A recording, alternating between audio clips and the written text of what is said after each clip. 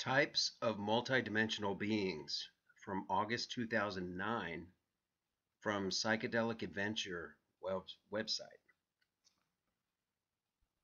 Spirit guides, angels, ETs, multidimensional beings. All beings are multidimensional, including humans. Our problem is that we have forgotten our multidimensional nature and have been disconnected from much of ourselves. The variety of beings out there which you will become aware of through your awakening, your third eye, and spiritual transformation is truly amazing. From nature spirits to angels to extraterrestrials to huge beings maintaining the dimensions to the tiny beings and particles, there are beings everywhere. An explanation of the infinite variety of beings in existence is beyond the scope of any book, as it is truly infinite. By awakening your spiritual senses, you will inevitably become aware of many different beings, and you will be able to communicate directly with them. The communication used is telepathic, although sometimes you may actually hear words. Generally, telepathy involves the transmission of feelings which the receiver can then put into words, much like a translation. There will always be information lost in translation, just like when trying to explain to someone an experience you have had. You may get some idea, but you can never know until you taste it. Indeed, even with friends, loved ones, and others here on Earth, telepathic communication could rid the world of so many misunderstandings. When communicating with beings in other dimensions, it is sometimes a good idea to save the translation for later. While communicating with, simply use the means available and wait until the end to try and put things into words. There are some beings that are working with humans here on Earth who are helping with our spiritual transformation. These include guides, angels, and extraterrestrials. There are other multidimensional beings that can and do interact with us, such as animals. But these are the main ones that you will be in contact with and who will be helping you with your spiritual awakening. For this reason, I will give a brief description of these beings. Guides. Guides are usually other beings who have been incarnated as humans before. They are just like us, except they are not incarnated while they are your guide. They may or may not incarnate again on Earth, but generally they have incarnated at least once before. They are fit to help guide you because they know what it is like to be here and they are not currently incarnated. They are essentially residing in their light body in higher dimensions, and so they have a much broader view of reality. They are not distorted by the astral body, so they can communicate with many levels, beings, and dimensions clearly and with ease. They have agreed to help guide you from the other side for this life. They are in contact with your own higher self, and they know your purpose for incarnating on Earth. However, they cannot help you if you do not want them to. All beings in higher dimensions respect your free will, and it is a rule that they may not impinge upon it. Angels. Angels are from higher dimensions and do not incarnate into matter. They are like creators, messengers, and healers. They will always come when asked and help to heal you and send you love. As they come from higher dimensions of love and light, they are unable to really feel and understand what it is to be human. They are essential when it comes to spiritual work. Without their help, spiritual transformation would be extremely slow, if possible at all. There are different types of angels with specific tasks. In the last 20 years, a huge number of angels and other beings have begun to help with our spiritual awakening and transformation.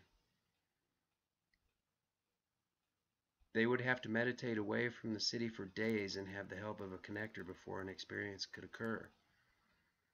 Now, with the help of so many angels and other beings, it has become very easy for even a total beginner to have a past life experience first go. All that is needed are simple techniques revealed in past life regression. Extraterrestrials. Extraterrestrials are any beings incarnated in the first to the ninth dimension that come from a planet other than Earth. I'd like to interject, folks, here. From my own paranormal and spiritual and demonic experiences, and I meditate and I pray, and I'm very telepathic. When they say the first to the ninth dimensions, that has to do with the number of planets. I'm convinced that within the Earth, below the surface of the Earth all the way out to Pluto, there are 9 dimensions, and then after that is what's called the duat. There's like a wormhole, pinhole tunnel that goes out to the firmament where God is. And I've been there on an experience.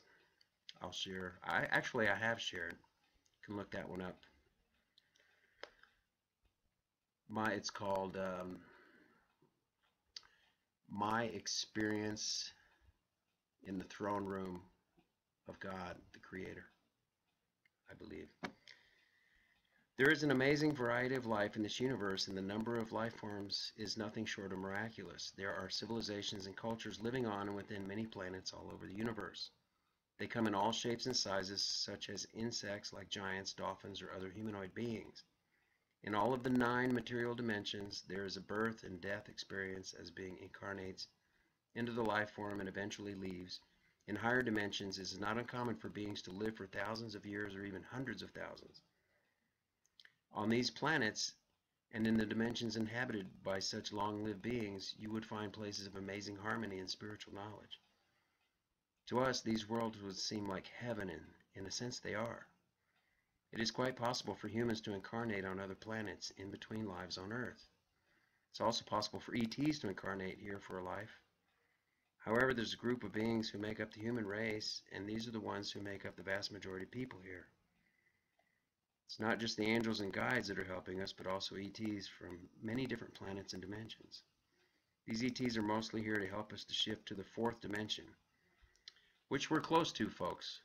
This is about the age of Aquarius. That's why I named myself Alex Aquarius. Aquarius is about knowledge, it's about the shift, and it's also about water representing knowledge. Sorry, I'm interrupting. Okay, now animals.